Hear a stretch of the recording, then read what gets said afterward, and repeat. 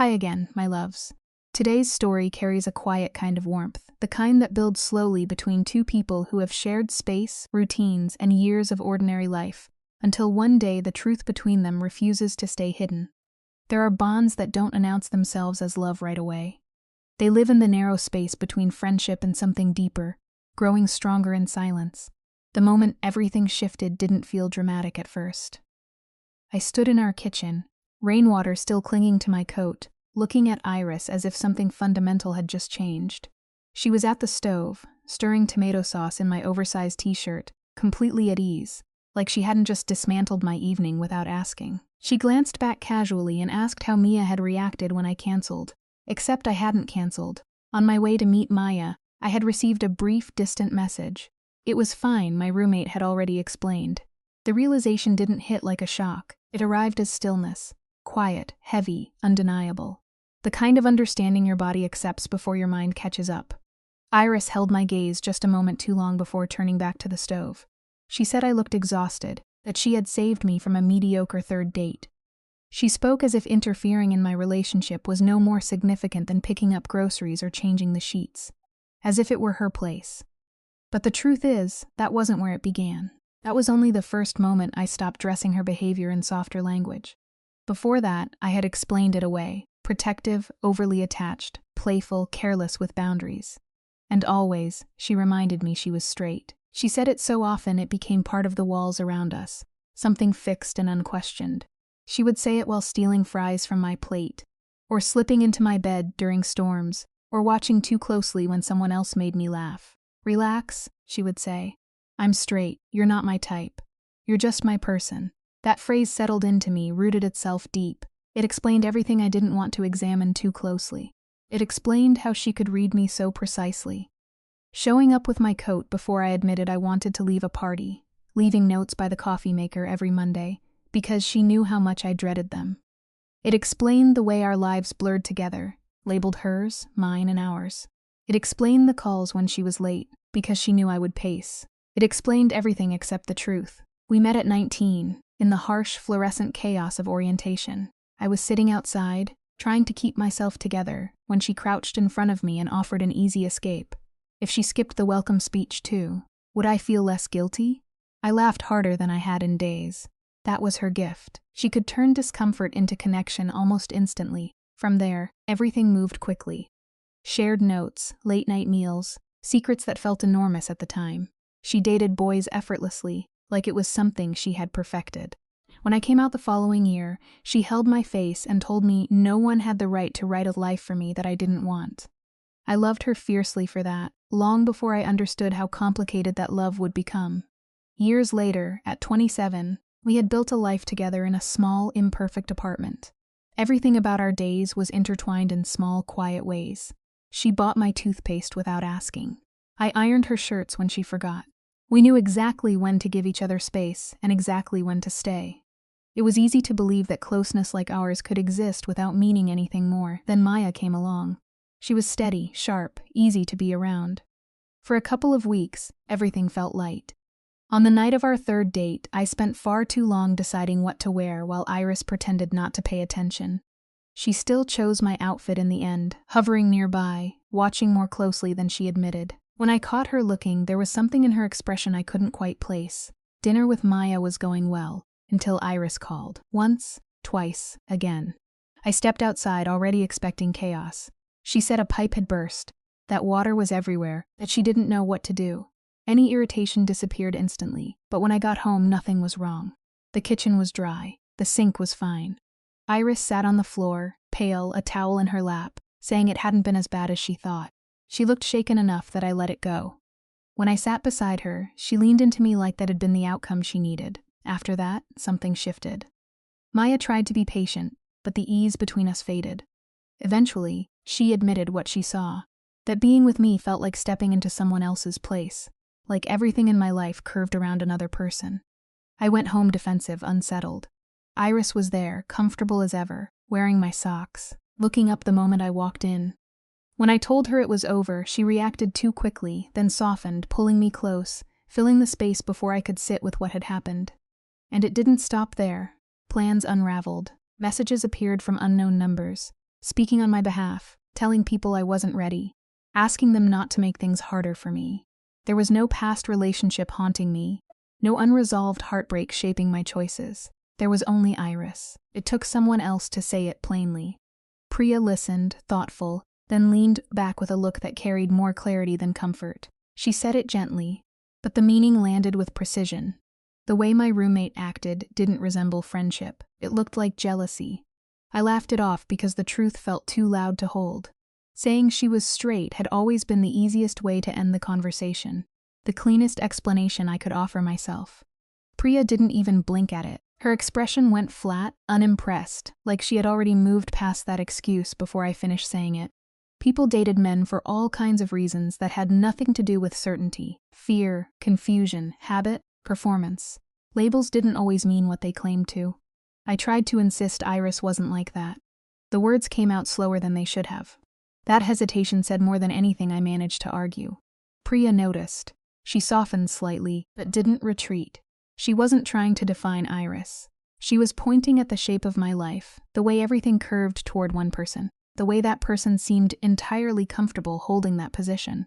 That kind of gravity wasn't harmless. Her words stayed with me long after I left work, lingering under my skin in a way I couldn't shake. That evening felt ordinary on the surface. We ate Thai food on the living room floor because our table had disappeared under her event plans and my scattered sketches. We traded bites without asking, falling into the rhythm that had always been ours. She asked about my day, and when I brushed it off, she nudged me with her foot until I laughed despite myself. The sound seemed to satisfy her immediately. There was something effortless in the way she cared, something so natural it made it difficult to question. I found myself watching her more closely than usual, her hands moving as she spoke, the way she tucked her hair back when she was thinking, the faint scar on her wrist catching the light. I had spent years keeping my feelings contained, handled carefully, like something fragile and dangerous all at once. Moments like that made it harder to pretend there was nothing underneath. Then she reached across and wiped a smear of sauce from the corner of my mouth with her thumb. The gesture was small, intimate in a way that didn't belong in the space we claimed to occupy. The silence that followed stretched just a second too long. She called me hopeless, soft and familiar, and heat rushed through me before I could stop it. I stood abruptly, retreating before the moment could settle into something undeniable. She said my name as I walked away, quiet and almost careful. It pulled at me more than it should have.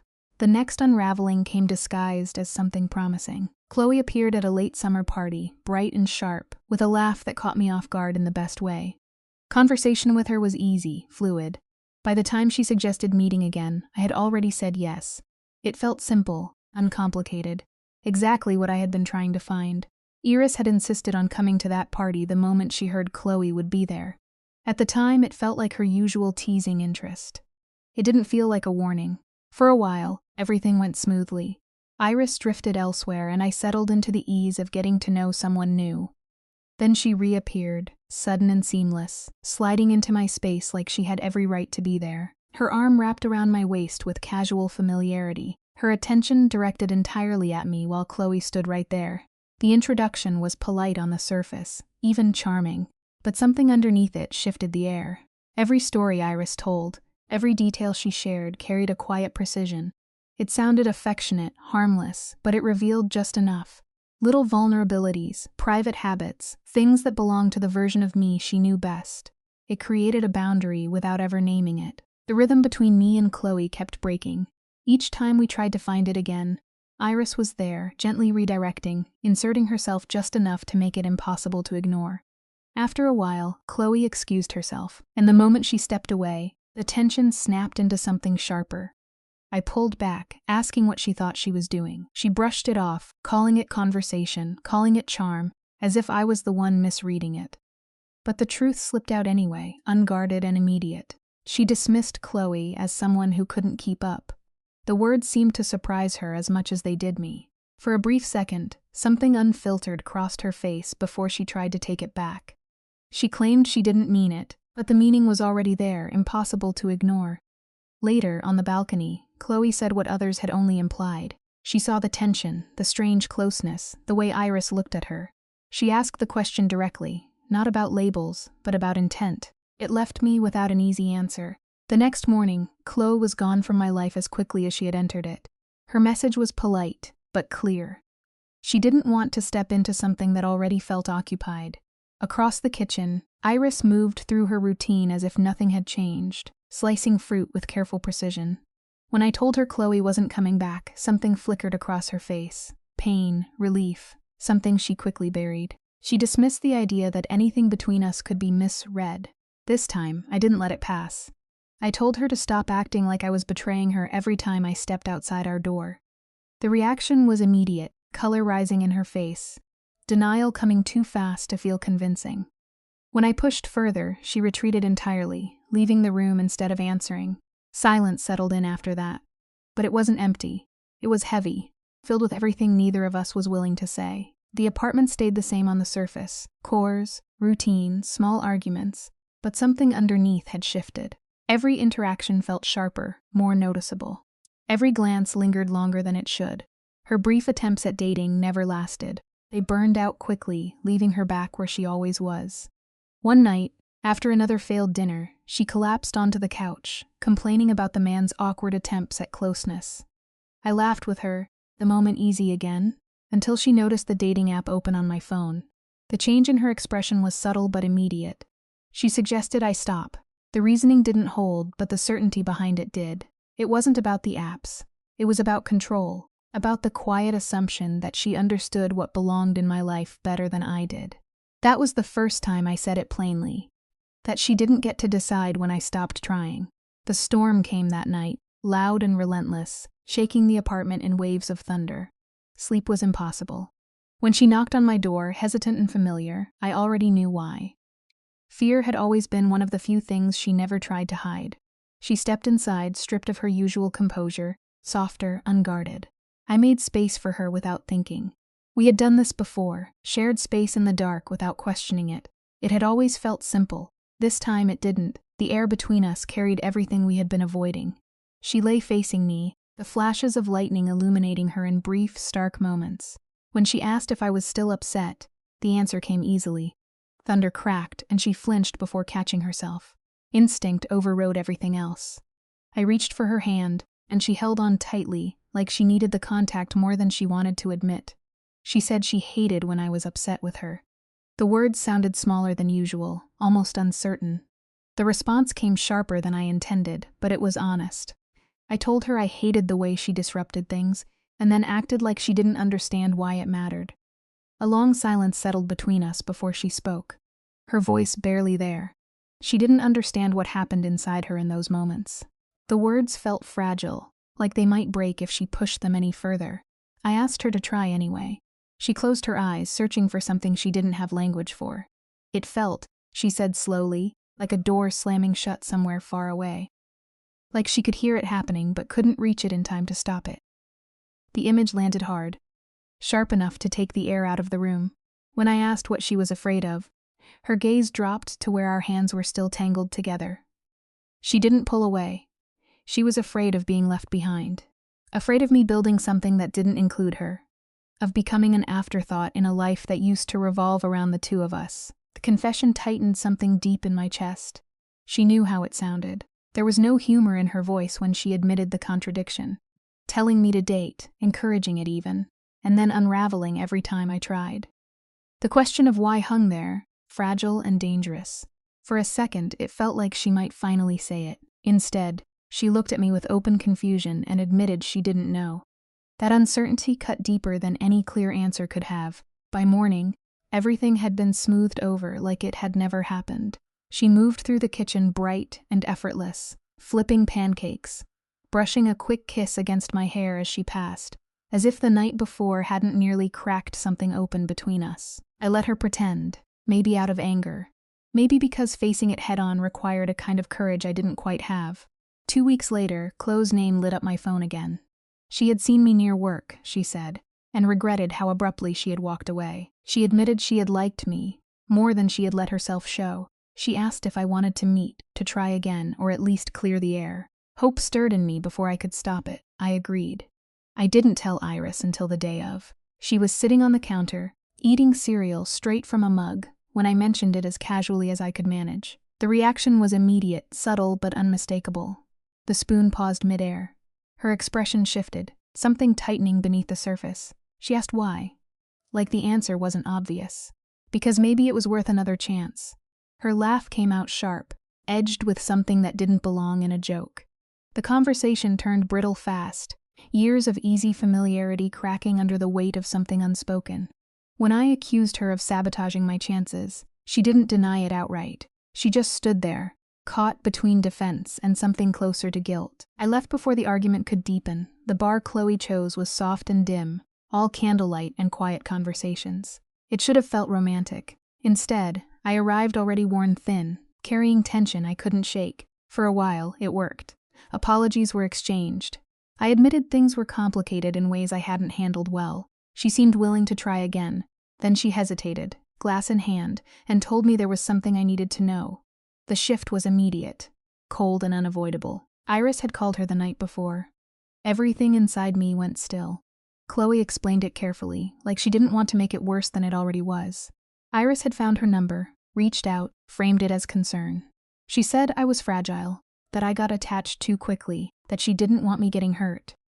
She had asked if Chloe was prepared to deal with the consequences of getting involved with me, of disrupting what she called my home life.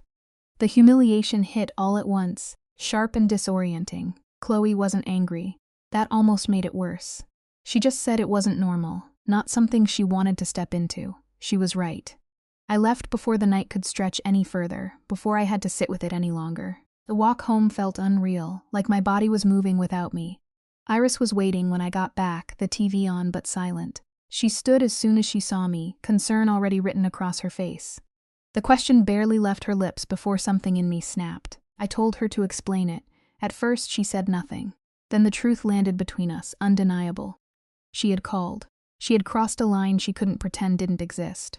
When she tried to frame it as protection, I cut her off before she could finish. I didn't want her version of care anymore. Months of small incidents lined up all at once, forming a pattern I could no longer ignore.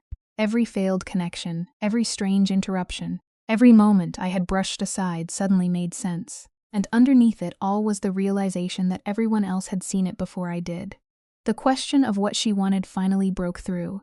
Her answer was simple, raw, impossible to misunderstand. She wanted them gone. The room seemed to shrink around us. I asked why, even though part of me already knew. Because every time I cared about someone else, she felt herself disappearing. It was the truth, stripped of excuses. Sadder than I had imagined, heavier than I had prepared for. I told her it wasn't my responsibility to carry that. She knew that. She said it like a fact she had already accepted and still couldn't change. When I called it what it was, punishment, sabotage, she broke. The admission came out in pieces, loud and unguarded before she forced herself to quiet down again. She couldn't stand watching me look at someone else the way she stopped herself too late. I stepped closer, pushing for the rest of it. The sentence hung there, incomplete but obvious. She tried to retreat, to pull the words back before they fully existed. I didn't let her. The truth pressed against everything we had avoided for years. When I said it out loud, that she couldn't keep hiding behind the claim of being straight anymore, it landed harder than anything else.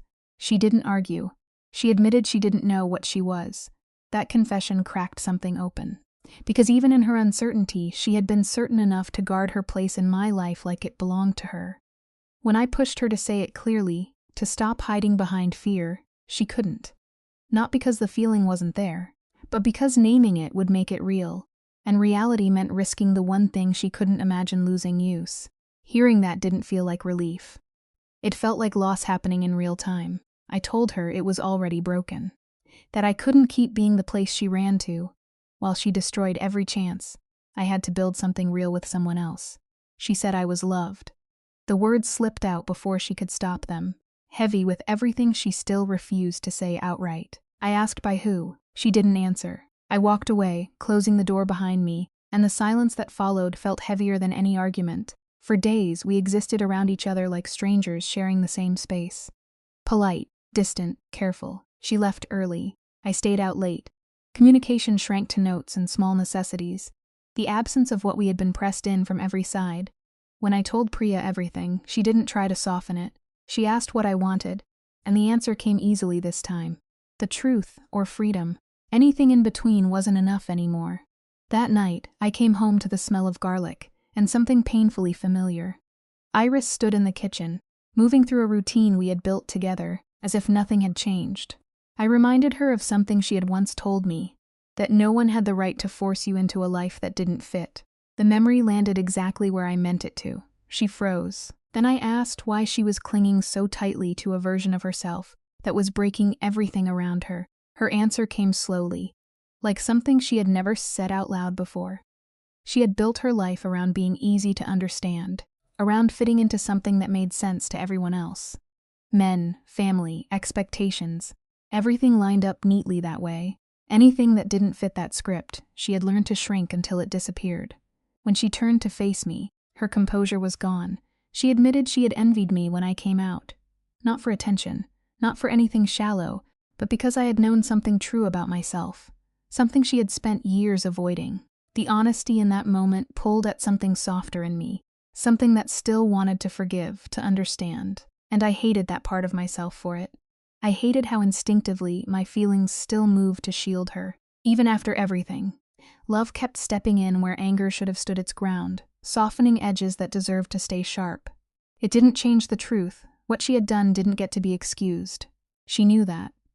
The agreement sat heavy between us, undeniable and useless at the same time.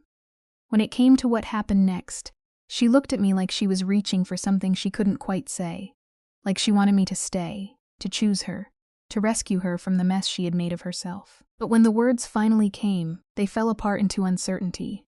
She didn't know. That answer started to feel like its own kind of wound. 2 days later, she came home to find apartment listings open across my laptop screen. The question she asked was simple, but the shift it caused was immediate. When I told her they were for me, something in her expression stripped down to its most honest form. No dramatics, no deflection, just the quiet realization of what that meant, leaving. She moved toward me quickly, stopping just short of touching me, like she wasn't sure she still had the right. The plea in her voice carried more weight than anything else she had said so far. It almost broke through, but I couldn't stay inside something that kept hurting me and calling it home. She promised to fix it, grasping at solutions that sounded smaller the moment they left her mouth. Not interfering anymore wasn't enough. It didn't address the truth underneath, the part she kept avoiding. She asked for time, her voice unsteady, as if time hadn't already been given in abundance. That was when it settled into place, something difficult and clear. Love didn't turn people into something braver. Sometimes it just made fear more elaborate, more carefully hidden. That weekend, distance felt like the only way to breathe. I stayed out late, avoiding the apartment as much as I could. When I came back one night, well past midnight, I found her asleep on the couch, every light still on, wrapped in something that belonged to me. It should have been easy to walk past her, to keep moving, to protect the fragile boundary I was trying to build. Instead, I stopped. The smallest movement woke her instantly. She pushed herself upright, disoriented, asking if I could stay for a minute. I should have refused. I didn't. I chose the chair across from her, putting space between us like it might help. She noticed immediately. There was a quiet sadness in the way she pointed it out, like she was cataloging all the ways things had changed. She didn't argue when I reminded her why. The conversation that followed felt different, less defensive, more exposed. She admitted she had been trying to trace the moment everything slipped out of control, as if naming it might somehow undo it. But the truth was harder than that. It hadn't started recently. It had been there, quietly building, long before either of us acknowledged it. She went back to college, to a memory I barely remembered. My first date with a girl from a photography class. I had come back smiling, still carrying the lightness of it. She had seen something in that moment that unsettled her. Something she didn't understand then and couldn't admit now. The idea that one day I might belong somewhere else had hit her harder than she expected. She called it ugly, like that might make it easier to hold. I asked why she hadn't said anything back then. The answer was simple in the way painful truths often are. There hadn't been a version of that confession that made sense within the identity she had built. She had spent years insisting on something that left no room for this. And beyond that, I had been happy. Saying anything might have cost her that. In the end, silence cost her anyway. She said she hadn't lost me yet, but the words came too late, too fragile to hold on to. I left the room before the weight of them could settle. As I reached the hallway, she admitted something that lingered long after I closed my door. That she didn't know how to be honest without breaking everything. The truth was, everything was already broken. A few nights later, the power went out without warning. One moment the apartment was ordinary, the next it fell into darkness so complete it felt unnatural. The quiet that followed was heavy, stripped of distraction. No screens, no lights, no easy escape. She lit candles, filling the room with a soft, flickering glow that made everything feel closer, more exposed. We ended up sitting on the floor by the open window, the city outside reduced to shadows and silence. She brought up the promise we had made when we first moved in together, that if living like this ever stopped feeling safe, we would say it. The memory landed harder than I expected, because she hadn't said it, not when it started to shift, not when it crossed the line into something neither of us could pretend anymore.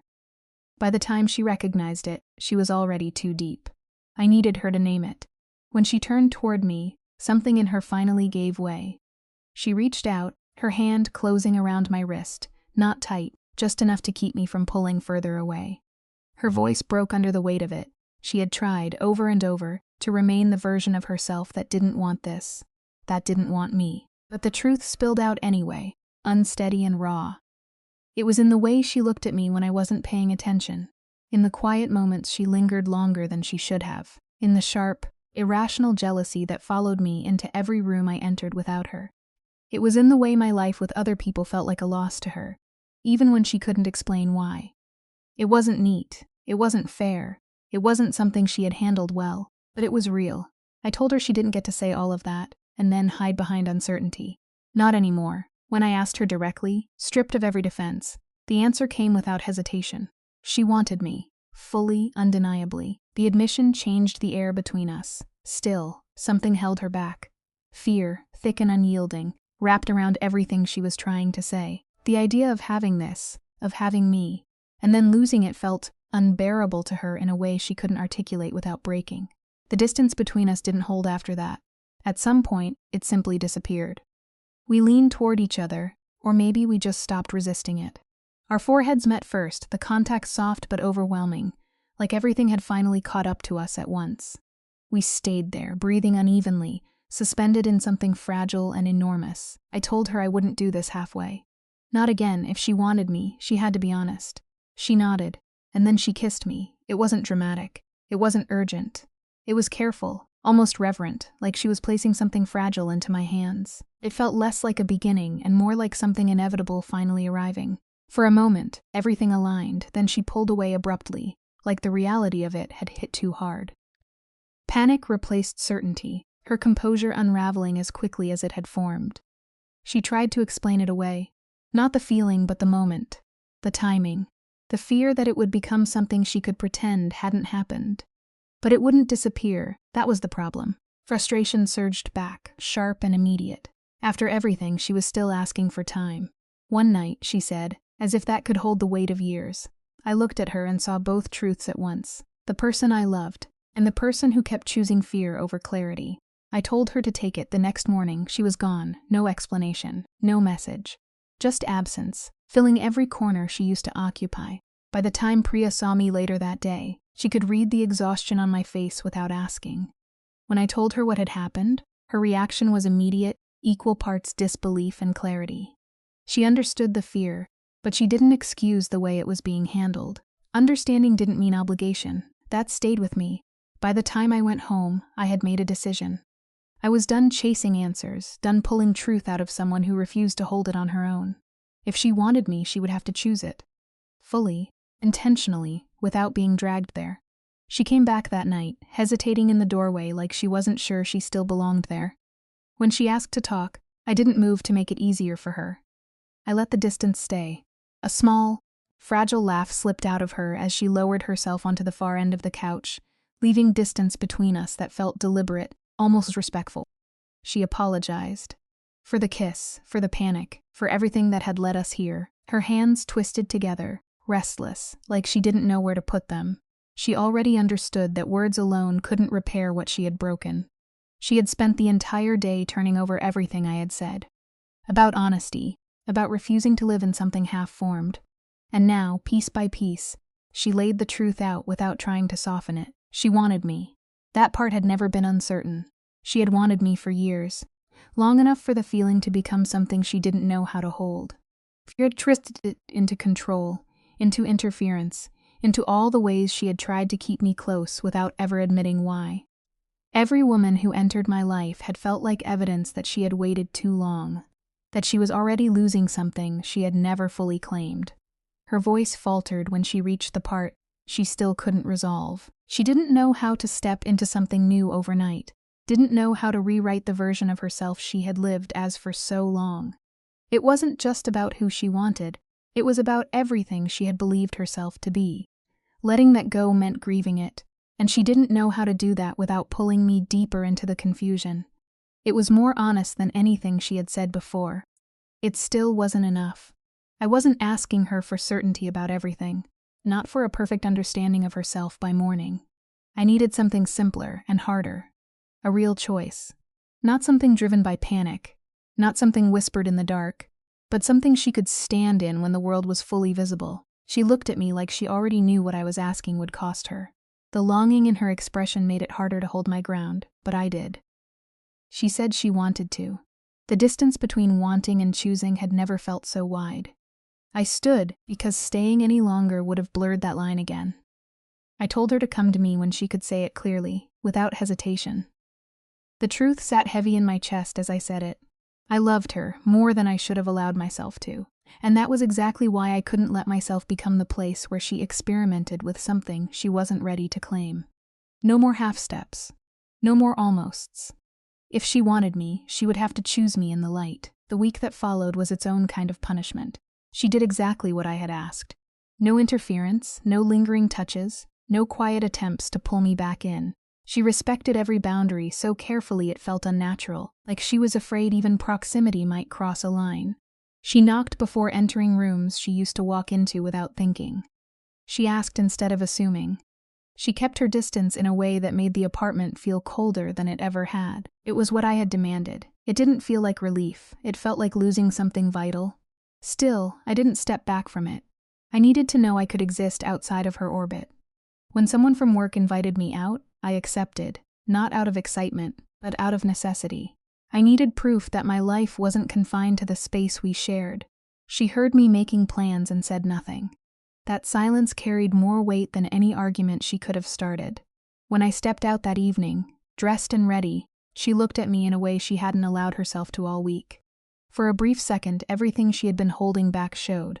Desire, fear, something raw and unguarded. Then it was gone, replaced by restraint. She told me I looked beautiful, quiet and steady, and let me go without trying to stop me. That restraint hurt more than anything else she had done. The night itself blurred together. My date was kind, the conversation easy enough, but my thoughts kept drifting back to the apartment, to whether Iris had eaten, to whether she was sitting alone in the silence we had created. I lasted less than an hour before the weight of it pulled me away. When I came home, the apartment was dim, lit only by the faint glow of the stove. Iris sat on the kitchen floor, shoulders slumped, my sweatshirt slipping off one side. Tears streaked her face, quiet and unhidden. I dropped everything and moved toward her without thinking. She let out a weak laugh when I asked what she was doing, like she didn't have a better explanation than the truth. She was trying to do the right thing, and it felt unbearable. Holding back, letting me go, not interfering. It hurt in a way she hadn't anticipated. My anger was still there, steady and justified. So was the part of me that loved her. They existed side by side, impossible to separate. She told me about the night, about watching me leave, about forcing herself not to react, not to ask questions, not to insert herself into something that wasn't hers to control. She knew it was the bare minimum, but even that had felt like standing still while something inside her froze over. She wasn't telling me to earn anything. She just needed me to understand that she was trying, even if it came too late. Something in me softened despite myself. I sat beside her, close enough that the distance we had been maintaining all week finally broke. She leaned into me carefully, like she wasn't sure if she still had permission, and the contact sent something sharp and familiar through me. I admitted I had left early. Hope lit up her face too quickly, too brightly. I stopped it before it could grow into something fragile again. Not unless she meant it, not unless she could hold on to it outside of moments like this. She said she did. That was the problem. Her feelings were real, but they kept collapsing under pressure, turning into hesitation when it mattered most. She knew it too. The acknowledgement passed between us quietly. The silence that followed felt different. Less like distance, more like something building. She brought up an old memory, something small but vivid. A reckless night, a bad decision, an injury that had left her stranded and stubborn. I remembered everything about it, including how I had stayed, how I had refused to leave her alone even when it would have been easier. That had been the first time she realized how deeply she was tied to me. The first time she saw a future where I wasn't just beside her, but central to everything. And instead of stepping toward it, she had spent years pretending it wasn't there. This time she didn't pretend. She turned toward me fully, her voice steadier despite the fear still threaded through it. She said it plainly. She wanted me, she loved me, and she was terrified. All of it existed at once, messy and unresolved, but finally honest. I searched her face, looking for signs that this would unravel again, that it would disappear by morning like everything else had. The fear was still there, so was something stronger underneath it. I told her to say the part that mattered. She struggled for a second, frustrated with herself, wanting to get it right. Then she let go of that, of the need to make it perfect. She chose me not cautiously, not halfway, but fully. Despite the fear, despite the uncertainty, despite everything she didn't yet understand about herself. She chose me even knowing I might not believe her right away, even knowing she had already hurt me. The simplicity of it carried more weight than anything else she had said. I didn't protect myself the way I should have. I didn't hold back or make her prove it first. I reached for her. Her eyes closed the moment I touched her, like she had been waiting for that permission longer than she would ever admit. I told her the truth as well, that I was still angry, that loving her didn't erase what she had done. She accepted it without trying to argue, without trying to soften it. Then I kissed her. This time, it wasn't tentative. It wasn't something we could dismiss or pretend away. It carried everything we had been holding back. Frustration, longing, history, all of it colliding at once. Her hands found me like they already knew where to go. Mine followed instinct just as easily. When we pulled apart, she stayed close, her forehead resting against mine, her apology quieter but more complete this time. She named the damage she had caused, didn't try to minimize it. I told her she should be sorry. It didn't undo anything, but it mattered that she understood. The tension eased just enough for something softer to return. A small joke slipped in, awkward and real, breaking through the heaviness. It made her laugh properly this time, and the sound felt like something we hadn't heard in a long while. The moment settled around us, quieter now, steadier. We were still sitting on the kitchen floor, everything around us unchanged and completely different at the same time. When she asked what came next, the answer didn't feel impossible anymore. There was still work to do, still damage to repair, habits to unlearn, trust to rebuild. None of that disappeared just because we had finally said the truth out loud. But for the first time in weeks, the future didn't feel closed off, it felt open. I told her we would do this honestly, even when it was uncomfortable. No more avoidance, no more quiet sabotage disguised as care. She accepted that. Then she took my hand and pressed it against her chest, where her heart was still racing, steady and real beneath my palm. I admitted I was still afraid, and hearing she was too steadied something fragile between us. Fear, named out loud, lost some of its power. When she asked how long I had loved her, I told the truth I used to hide behind jokes, that it began years ago, the first time she climbed into my bed, claiming her dorm room felt haunted. She laughed, bright and careless, until she realized I wasn't exaggerating. The laughter broke into something softer, almost wounded, as the weight of it settled in. We had been circling this for so long it bordered on absurd. Tragic, she called it under her breath. I refused that word. There was nothing noble about all that avoidance. It had only been exhausting. That night she chose my bed without excuses. No storms, no nightmares, no borrowed reasons. Just a quiet ask and my quiet yes. We moved around each other in the bathroom like strangers wearing familiar faces, brushing our teeth side by side and catching each other's eyes in the mirror with shy, startled smiles.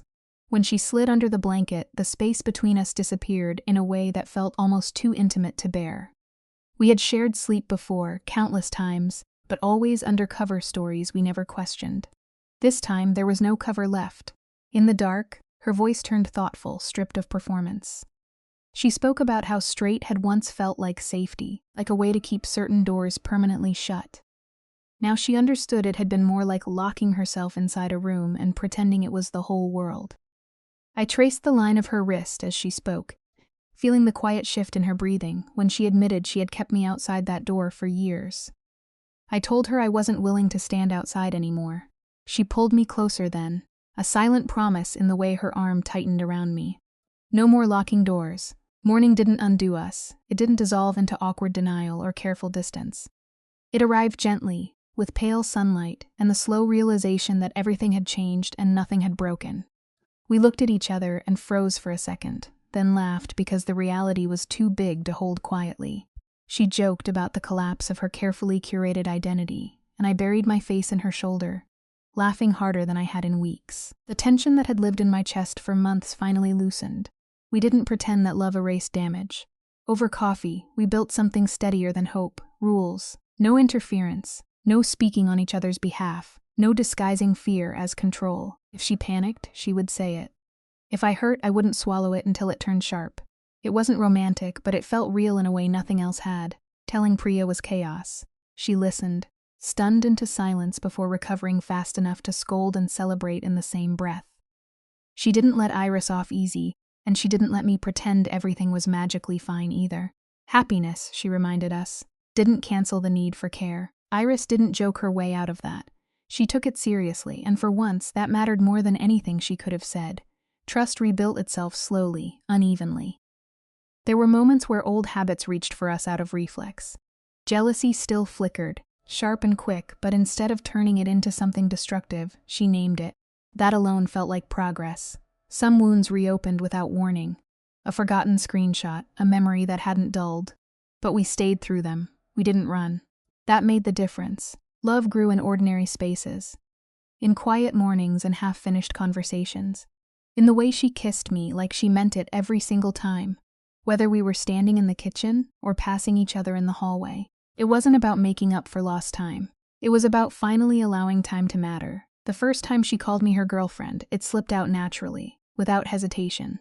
No dramatic pause, no careful framing. Just truth, spoken like it had always been waiting. The world didn't shift around us, but mine did. When she realized what she had said, there was a flicker of panic, but I stopped it before it could grow. It felt right. That was enough. There were still difficult edges. Family expectations, old regrets, the lingering ache of what had almost been lost. But we chose honesty again and again, and slowly the sharpness softened. What had once felt like a wound became something else entirely. Something healed, but not erased. Something real. Winter arrived early, bringing cold nights and familiar habits. She still migrated to my bed when the apartment felt too quiet. Still complained about the cold like it was a personal injustice. The difference was that now, she belonged there without pretending otherwise. She spoke about who she had been with a kind of clarity that didn't exist before. Understanding that she hadn't been lying so much as surviving within limits she didn't know how to break. Loving her no longer felt like waiting outside a locked door. It felt like standing in an open room with the windows wide, air moving freely for the first time. Sometimes she wondered aloud how close she had come to losing me. I told her the truth, that I thought about it too. Then I reminded her of the part that mattered more. She stayed, she learned, she chose differently when it counted. Love didn't arrive clean or certain. It came tangled in fear, sharpened by mistakes, carried in apologies that had to become action before they meant anything. It came in moments that could have been missed if I had kept waiting for something easier, something simpler. I used to think naming love made it dangerous. Now I understood that silence had been the real risk all along. One evening, she came home with groceries and a small bundle of winter tulips, placing them on the counter like it was the most natural thing in the world. When I asked why, she looked at me like the answer should have been obvious. She had someone to love. Of course there were flowers. The missing yogurt didn't matter. I laughed until I couldn't stand up straight. She crossed the room, tilted my chin up, and kissed me with a certainty that still felt new enough to catch me off guard. When she rested her forehead against mine, smiling softly, there was no hesitation left in her. When she called me hers, it didn't feel like something fragile anymore. It felt like something chosen, fully and in the light. And this time, I didn't hesitate either.